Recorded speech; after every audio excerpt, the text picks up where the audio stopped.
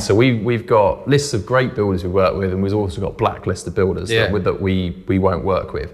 And what you tend to find is a bit of a common theme where there's always a rush to sort of hide things. So what you find is that, you know, they'll do a bit of plumbing and then it's very quickly it's plasterboarded. You know, so you can't see what they've done. And then it's only later when they leave that all of these problems come to I think light. this is the benefit of, you know, people don't always ask a professional, you know, an architect or surveyor to come and do inspections and check works, because the building control, they come out and have a look, but they don't always see everything. The more people that you can get professionals to review the building work while it's being carried out, you know, the better chance you've got to make sure it's getting done right. And we appreciate that to have us come and do weekly or monthly expenditure, you know, it's an extra thing you've got to pay for, and construction is already incredibly expensive, isn't it? So we appreciate that. But we always say to all of our clients, don't we? We're more than happy if they think that they can manage the process, then fine.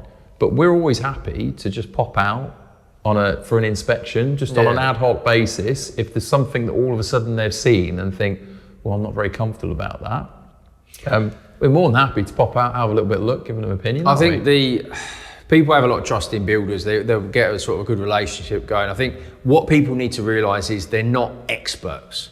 You know, they're not experts and not going to be able to see the things that professionals, architects are going to be able to see. So it's important to make sure you get the support during the process. You know, don't try and be, you know, an expert. But then in defence of builders as well, let's be honest, there are times where we'll have a conversation with a builder and actually he comes up with a great idea.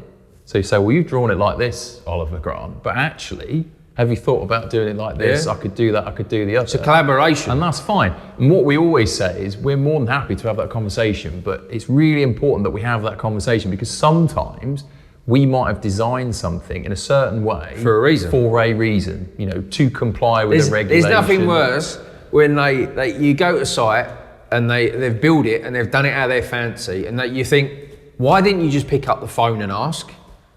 Yeah, do you know what I mean? They just build it and you think, hang on a minute, there's times during the construction where you ask a question, and you ask a question when you're doing something which isn't. But it is more important now, because since we've had the change in the principal designer rules, so this is not the CDM principal designer, this is the building control principal designer, to make just to confuse everyone. The assumption is it's the same person. So before, you know, people would willy-nilly make changes on site, that's fine. But now, building control are wanting to see that you're going back to your principal designer. So if you suddenly decide to make some significant changes on site, you should be going back to your architect. You're obliged to under that. And if not, when you come to the end of that and you try to get your sign off, you might not get it.